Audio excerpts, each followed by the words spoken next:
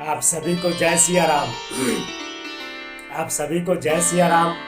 राधे राधे, जय श्री कृष्ण। भगवान से प्रार्थना है आप सब खुश रहें, अच्छे रहें। मैं आज बात करने वाला हूँ जो भगवान के 12 अवतार हैं। अच्छा, बहुत से लोगों को खाली इतना ही पता है कि भगवान के 12 अवतार हुए हैं, लेकिन भगवान के 12 ही अवतार नहीं हुए हैं।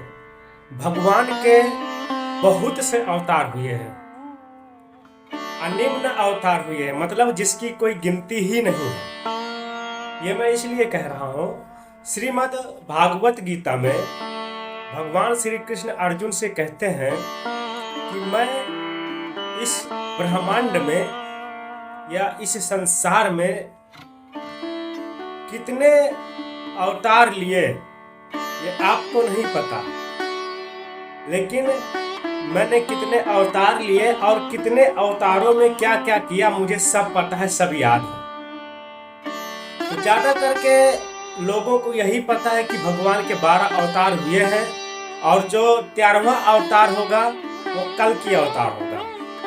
अच्छा, रियलिटी ये है कि जो 12 अवतार थे वो निम्न अवतार थे, जिनको बड़ा अवतार कहते हैं। पहला अवतार भगवान का था मत्स्य अवतार, मत्स्य रूप। मत्स्य का मतलब होता है फिश, यानी मछली। मछली के रूप में अवतार लिया भगवान ने दुष्टों का विनाश करने के लिए। मतलब उसकी योजना को वही जाने, ठीक है।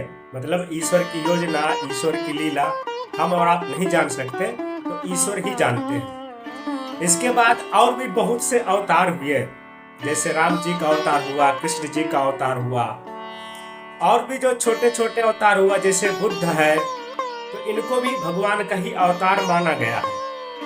पर कहीं ना कहीं देखा जाए, जो कल की अवतार होगा ये भी एक बड़ा अवतार होगा, इसके लिए इसको कल की अवतार में शामिल किया गया।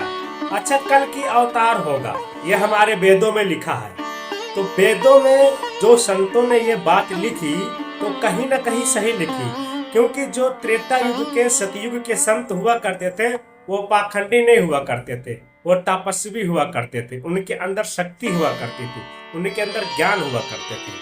आज के जैसे संत फकीर नहीं है। आज के संत फकीरों के अंदर वो शक्ति, वो ज्ञान नहीं है, जो शक्ति जो ज्ञान पहले के ऋषि मुनियों में थी। पहले के अगर ऋषियों ने लिख दिया कि कल की अवतार होगा, जब कलयुग का अंत आने का समय होगा, तो मतलब होगा। वैसे 4 युग कहे गए हैं, सतयुग फर्स्ट, इसके बाद त्रेता युग, फिर इसके बाद द्वापर युग, फिर ये चौथा कलयुग है। मतलब 4 चरण बताए गए हैं कलयुग के। तो एक चरण तो नष्ट ही हो गया है, एक जो भी है चरण वरण उतना तो खैर नहीं मुझे पता, पर कहीं ना कहीं देखा जाए तो भगवान ये धरती में अवतार लेते हैं, ये रियलिटी है। पर जब कल की अवतार होगा तो कल की अवतार में भगवान अधर्म से मारेंगे। ऐसा लगेगा लोगों को भगवान अधर्म कर रहे हैं, लेकिन भगवान अधर्म नहीं करेंगे, भगवान उनको धर्म से ही मारेंगे। क्योंकि होता क्या है, जब ज्यादा अधर्म हो जाता है या ज्यादा मतलब पाप लोग करने लगते हैं, तो अपराधी को दंड देने के लिए अपराधी बनना पड़ता है। ये सत्य कहावत है। तो इसीलिए जब जब धर्म का हानि होती है, धर्म का नुकसान होता है, तब तब धर्म जो है अधर्म बनकर टूटता है, विनाश करने के लिए अपराधियों का पाप में होगा। ठीक है, ये सच है। और बहुत से जो आजकल के साधु हैं, मैं सभी को नहीं कह रहा हूँ, पर ज्यादा करके साधु हैं, उनके अंदर वो शक्ति नहीं है जो शक्ति पहले साधुओं में हुआ करती थी। पहले रियल में त्यागी थे, सन्यासी थे। पहले के जो साधु थे उनके पास लग्जरी कार, ठीक है, लग्जरी घर, लग्जरी पैसा नहीं हुआ करता था। वो हमेशा जंगल में रहा करते थे, मतलब त्याग, सब कुछ छोड़ देते थे। उनको ग्रह और धन से कुछ मतलब नहीं था, लेकिन वो जंगल में रह के समाज के लिए ही करते थे, यज्ञ वगैरह, हवन वगैरह, मतलब कोई भी चीज की जंगल में खोज करके समाज को दे देते थे। उनका ये उत्तरदायित्व, ठीक है। तो आज के समय में अच्छे ऋषि हैं, लेकिन गिने चुने हैं, और बाकी लूटने खसोटने वाले तो बहुत से पड़े हुए हैं। ठीक है, ये रियलिटी है। बाकी जो अच्छे ऋषि हैं वो जल्दी दिखते नहीं हैं, उसी को दिखते हैं जो बहुत भाग्यवान होता है, नसीबवान होता है। ठीक है, तो जब कल्कि का अवतार होगा भगवान का, तो कहा गया है कि घोड़े में भगवान विष्णु आएंगे, कल के अवतार लेंगे और बड़ी भयंकर युद्ध होगा उसमें। जब बड़ी भयंकर युद्ध होगा, बड़े भयंकर उस समय लोग हो जाएंगे, वो मारे जाएंगे।